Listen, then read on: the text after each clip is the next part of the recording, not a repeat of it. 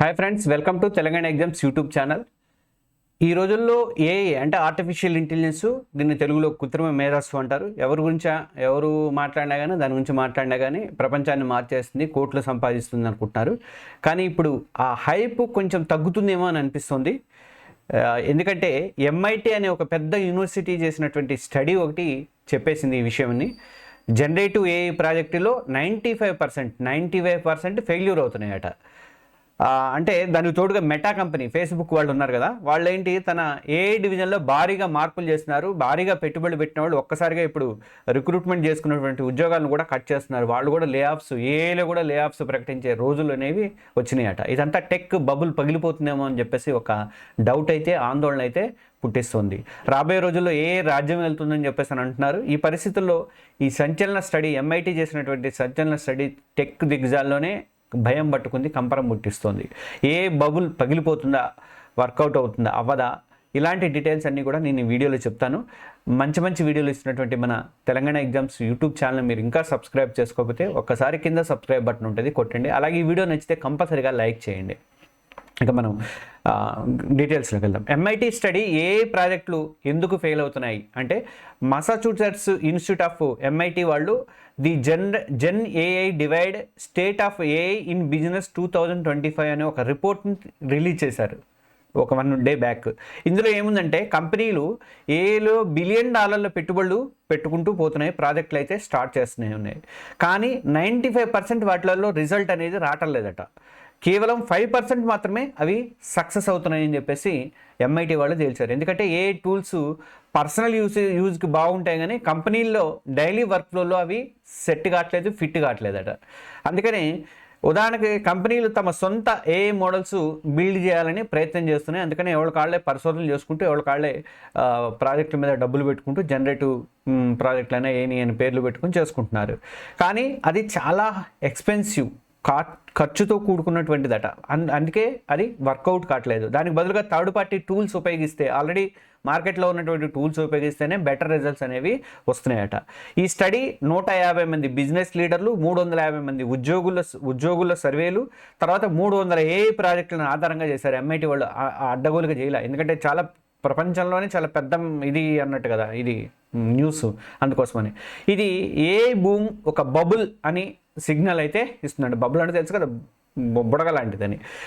ఎందుకంటే పెట్టుబడులు భారీగా ఉన్నాయి, కానీ రిటర్న్స్ మాత్రం లేవట. ఎవడు పెట్టుబడి పెడితే డబ్బులు రావాలనుకుంటారు, లాభం రాకుండా, డబ్బులు రిటర్న్స్ రాకుండా ఎవడు పెట్టడు కదా పెట్టుబడి. అందుకని ఇప్పుడు అట్లాంటి పొజిషన్ వచ్చింది.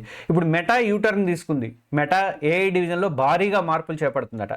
ఇప్పుడు ఏఐ హైప్ తగ్గుతుంది అనడానికి మరో ఉదాహరణ ఏంటంటే, meta company mark Zuckerberg, meta CEO అయినటువంటి ఈయన తన సూపర్ ఇంటెలిజెన్స్ ల్యాబ్ని పూర్తిగా మార్చేస్తున్నాడట.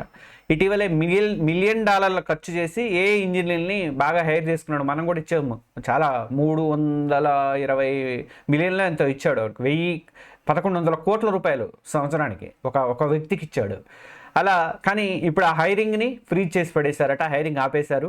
డివిజన్ని కూడా వాళ్ళు పెట్టుకున్నటువంటి సూపర్ ఇంటెలిజెన్స్ ల్యాబ్ని కూడా 4 గ్రూపులుగా స్ప్లిట్ చేశారట. ఇందులో లే ఆఫ్స్ అంటే ఉద్యోగాల తొలగింపు కూడా ఉండవచ్చు అని ఒక టాక్ అయితే వస్తుంది. ఇక మెటా చీఫ్ ఏఐ ఆఫీసర్ అయినటువంటి అలెగ్జాండర్ వాంగ్ అనే ఇతను స్కేల్ ఏఐ అనే సంస్థ నుంచి దీంట్లోకి వచ్చాడు, మెటాలోకి వచ్చాడు. ఈయన ఒక మెమో ఇచ్చాడట. దాంట్లో సూపర్ ఇంటెలిజెన్స్లో చేరాలంటే రీసెర్చ్, ప్రొడక్ట్, ఇన్ఫ్రాస్ట్రక్చర్ మీద కూడా ఫోకస్ చేయాలి అని చెప్పేసి అని అన్నాడట. ఆర్టిఫిషియల్ జనరల్ ఇంటెలిజెన్స్ ఫౌండేషన్ గ్రూప్ని క్యాన్సిల్ చేసేశారు. ఇక బ్లూంబర్గ్, న్యూయార్క్ టైమ్స్ లాంటి దిగ్గజ మీడియా సంస్థలే ఈ వార్తని రిపోర్ట్ చేసినాయి. మెటా తన సొంత ఏఐ మీద ఆధారపడకుండా థర్డ్ పార్టీ మోడల్స్ ఉపయోగించడం కూడా అప్పుడే స్టార్ట్ కూడా చేసిందట. అంటే దీని మీద అనవసరంగా మనం బుర్రలు పాడు చేసుకోవడం ఎందుకని వేరే థర్డ్ పార్టీ వాడుకోవటం అనేది స్టార్ట్ చేసిందట. ఇంకా జనరేటివ్ ఏఐ గ్రూప్ కానీ VP లొరెడానా క్రిసాన్ ఈమె ఏం చేసిందంటే, మెటా సంస్థను వదిలేసి ఫిగ్మా అనే కంపెనీకి వెళ్ళిపోతుందట. ఇక మరికొందరు ఎగ్జిక్యూటివ్స్ కూడా మెటాలో రిజైన్ చేస్తున్నారు. ఇదంతా ఉద్యోగుల్లో అనిశ్చితి కలిగిస్తోంది. మామూలు జాబ్లు మన TCSలో వీళ్ళు 30,000 తీసేసి 13,000 అని చెప్పి 30,000 తీస్తున్నారులేండి. అలా వీళ్ళందరూ తీస్తుంటే మనము మామూలు ఉద్యోగాలకు ఎట్లా అనుకుంటుంటే ఏ ఉద్యోగాల పరిస్థితి కూడా అట్లనే తయారైందనమాట. కానీ ఇప్పుడు మెటా అనేది ఏఐ మెటాకి బిగ్ గ్రోత్ ఇంజిన్ అనుకున్నాం మనము, ఎందుకంటే అది పెట్టుబడి భారీగా పెడుతుంది కాబట్టి అది పెద్ద బిగ్ గ్రోత్ ఇంజిన్ అవుతుందని చెప్పేసి అనుకున్నాం. కానీ ఇప్పుడు యూటర్న్ తీసుకున్నట్టుగా క్లియర్గా మనకు అర్థమవుతుంది.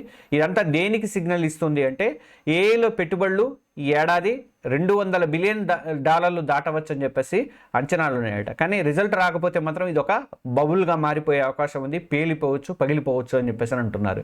MIT స్టడీ చేసినటువంటి కంపెనీలన్నీ కూడా పర్టికులర్ ప్రాబ్లమ్స్ మీద ఫోకస్ చేసి తర్వాత వేరే కంపెనీ టూల్స్ అనేది ఉపయోగించాలని చెప్తుంది. మెటా లాంటి బిగ్ కంపెనీలే యూటర్న్ తీసుకుంటే ఇక మిగతా మామూలు టెక్ కంపెనీల పరిస్థితి ఎట్లా ఉంటాయి, అవి కూడా ఇదే ఫాలో అవుతాయా అని చెప్పేసి ఒక టాక్ అయితే వస్తుంది.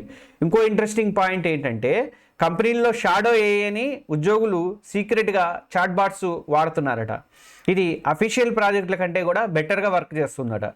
అంటే ఏఐ అనేది పూర్తిగా వేస్ట్ అయితే కాదు, కానీ సరైన విధానం లేకుండా ఎలా పడితే అలా ప్రయోగాలు చేసుకుంటూ పోతే కష్టం అవుతుంది. మొత్తానికి ఏ ఫ్యూచర్ బ్రైట్ అయితే ఉంది, కానీ హైప్ కంటే రియాలిటీకి దగ్గరగా ఉండాలి, డబ్బులు పెట్టిన పెట్టుబడులకి డబ్బులు వచ్చేటట్టుగా ఉండాలి. కాబట్టి ఇది ఉంటుంది అని అంటున్నారు. ఏదైతే మొత్తం పూర్తిగా పగిలిపోదు, కానీ ఈ కొత్తగా పెట్టేటువంటి పెట్టుబడులు పెట్టి అనవసరంగా జనరేట్ చేసేటువంటి వీటన్నిటికి కూడా డబ్బులు వచ్చే పరిస్థితి అయితే లేదు అని చెప్పేసి మార్కెట్లో లేదని చెప్పేసి అంటున్నారు.